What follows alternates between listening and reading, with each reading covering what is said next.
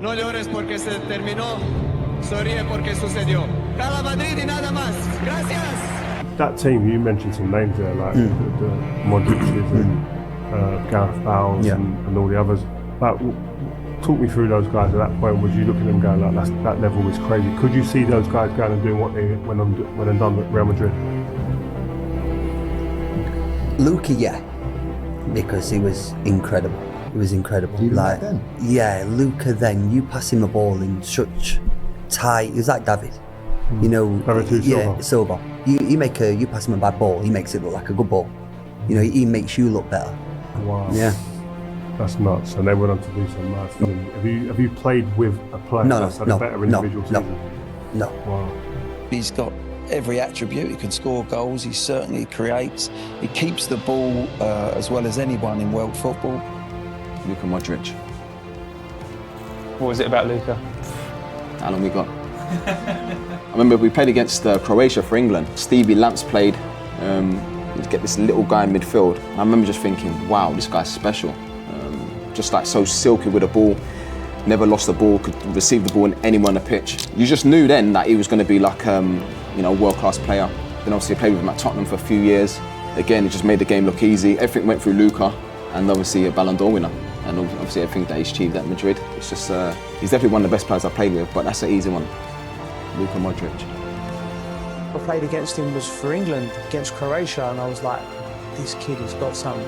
When he was actually playing central, and then when he signed for Spurs, you know, again, probably diminutive midfielder, he started playing out on the left or the right, and they didn't trust him in the middle of the park, and he wasn't as effective. And Harry Redknapp put him into the centre of the park when they had injury problems, and then it was like everyone just went, now we see it. Technically so gifted, low centre of gravity, but so it's difficult to sort of get the ball off him. You know, he moves so quickly with the ball. But an unbelievable player. Always found it difficult every time we played against him, whether that was for Spurs or Madrid.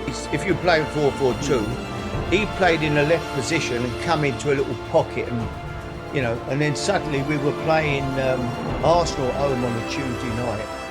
And I remember saying to Clive Allen, and Clive was a good coach, knew the game inside out, obviously.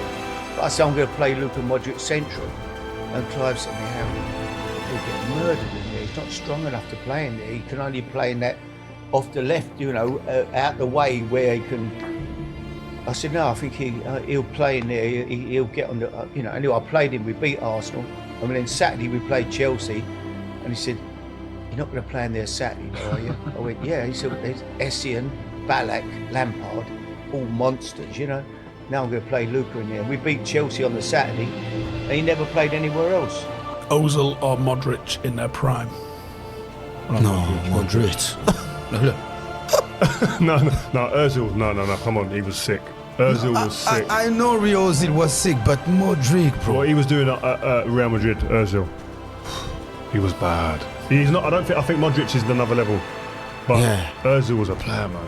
No, he's a player, but he's a player like he's not consistent, real. Even in his prime, he was good. Like you want to, but Modric. Modric is even now, what he's doing, come on. I don't think I ever saw him give the ball away in training. I'm talking about, let alone games. In small-sided games, he just had this beautiful sort of way about him where he'd get out of these tight situations and it was effortless. Absolutely beautiful to watch, and there was no question in my mind that he was going to go on to huge things and achieve what he's achieved.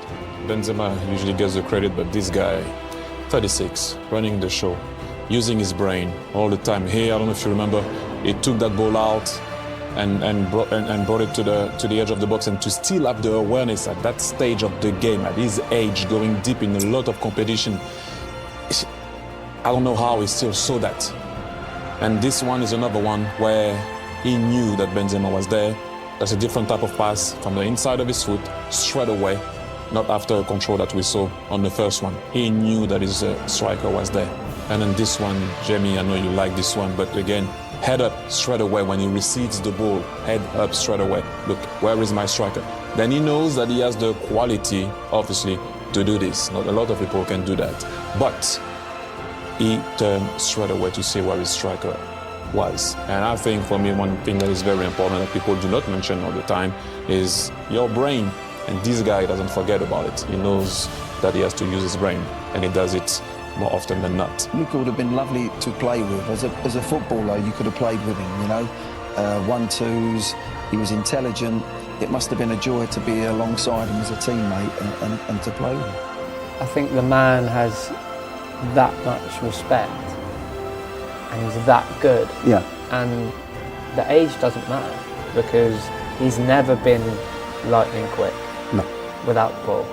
With the ball and the timing, he can play till he's 40, you know, like no problem. Like no problem.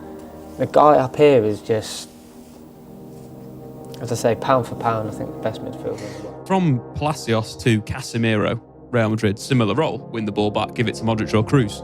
Why has Luka Modric had such a long career at the top level? After the three Champions League trophies, I'm thinking that's it, and now he's just won it again. Why?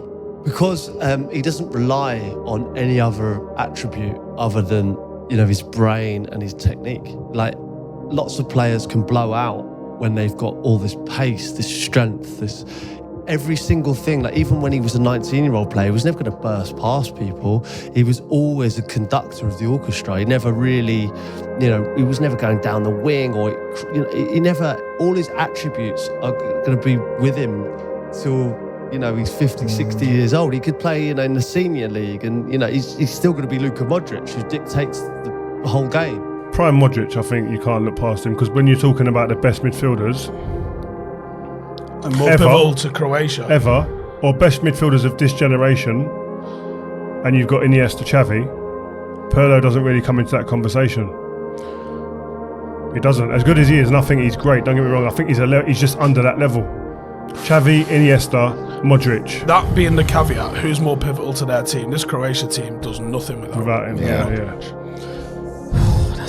I hear what you're saying, but so would you put Pirlo on there? No, level? I wouldn't. No, I wouldn't. As much as I love him, I would. It's because I love Pirlo so much that I just think, to say that in a conversation sounds a bit mad, and he's beneath their level. Yeah, but you're talking the levels. The level's a bit of a joke. You know what? It's massive. Not a bad level to be under that. It's not. And do you know why it's massive? Because if you look at the first part of Modric's career, you would have never thought he would have achieved what he's done. I mean, honestly, every player he played with at Spurs has never said, "I didn't think he could do that." Yeah, Pirlo's career started a bit similar. Who for you was like your top three? When you saw their touch, you was like, oh my god. Do you know what? So I spoke about obviously Berbatov. Yeah, he was that special man. Like, he'd do things and that, and even as players, you're like, wow, like that's the standard, that's the level. Modric was just like, the guy was just so silky. Luka, like, smaller than me, and that's why I hear it too much, to be fair. You see, like with kids that are sort of like late developers, you know, you get early developers and that, and they're small and stuff like that. Doesn't matter, because if you focus on the other side of the game, loads of touches with the ball, technically you're good, you can think quick, you can handle the ball. Then with Luka, he was tiny, but there was no contact, because he could maneuver, and he was so his first touch was unbelievable. One of the things that with him that I always remember, massive legs, big legs, massive legs, like massive ball, big legs. You know, if you took his top off, if you took his top off, bruv, it's like, I used to say to him, I said, look at your arms, but like biscuits, bruv. And if it was a biscuit, it would be like rich tea, you know, one dip. It's like a chess player. You know, digestive, you get a couple dips and stuff like that, custard cream, one dip and it's breaking. But his legs and his strong calves, strong, big glutes and stuff like that, and it was just technically like Balón de Oro winner, do you know what I mean? It was special. It's great, yeah. What I love about Modric as well, is, and you see him in the Croatian shirt, is that he hasn't got the Galacticos around him. Correct. And he doesn't care. He doesn't, when someone misplaces a pass and it doesn't go to Modric, he's not arms in the air looking at them. He's head down, running, goes and tries and gets it back. That's for someone. I watch football. That's what I look at when I'm watching football. I'm not looking at how good Modric is. I know how good he is. I'm looking to see how he's like reacting when his teammates lose the ball. Does he get frustrated and chuck his arms back, or is he really the ultimate pro and the best footballer in the world? And yes, he is. Which is again why he's the best there is for me, because it's not just his ability, it's how he adapts to playing with players that aren't as good as him as well. And there's a humbleness there. Luka was one of the first players that made me see how a centre midfield role can be played very differently. We were taught in England almost like in straight lines. It's like you receive the ball here, you go box to box, you go box to box. And then I used to watch Luka play, and he'd go into like a right back position, he'd go in like into a deep left back position, and then go on these little mazy dribbles and 1-2s and make things happen. And it was like, oh, that's different, that's new. And obviously playing against him in training every day, it was like trying to figure him out. It was like trying to figure out a puzzle or a crossword. I remember being injured once and Harry being on the sideline, Luke and Harry saying like, look at Modric, like, and they just watching, like, you just love watching him. It was, I don't think I ever saw him give the ball away in training.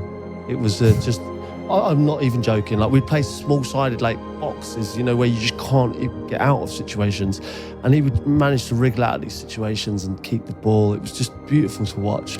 He used to just run games, you know, like we just play it to him. Like I told the story before about Wilson Palacios. It was like, you know, Wilson, go and hunt ball, win it back. That's what Harry used to say to him. Win it back. I don't care if Luka Modric is there. Give it to Modric. Like, I'm talking a centimetre away. You give it to him. And that made Wilson a better player because he knew his role, and then Modric's role was to dictate the game. So for me personally, he wasn't like, he wouldn't give me loads of assists, but he would just run the game, and we'd be more in control of every single game because Luke was there. He's the standout midfield player over the last 10 years for me. You know, he's always in a position to receive the ball. Sometimes he just stands still, but he knows he's going to get it. His passing is nearly always positive. He nearly always tries to get in behind his opposition midfield, get it into his front players or get it out to his wingers. And then he's also capable of getting up around the box and scoring a goal. He's been easily the best midfield player of the last 10 years. And what a credit he is as a sportsman. You never see him roll over when he gets some heavy treatment. You never see him roll over and feign injury. He's just been such a credit to Croatia and the game of football. Absolutely. What was it like to play with Modric out there on the pitch? Because just when you talk about KDB, you also have to include Modric in that conversation. And you had that ability to share the pitch with both of them, which I think is super cool. Yeah, I played against Kevin De Bruyne, but I ran after Modric. I couldn't play against him. It's crazy how the way he dictates the game and the way he controls everything. And then he has people beside him, you know, Kovacic, Brozovic. It's just, for me, it was like a lesson learned that game. It was more learning about them than actually playing against them and seeing how I could control them, because, I mean, if they're in a good day, it's almost impossible. It is what it is. I hope in 2026, probably Modric is not going to play. But Kovacic probably is going to play, so I hope we as a midfield can do better. It's different. It's difficult to extend what specialties come out of a player. Arguably the greatest Real Madrid midfielder in the club's history.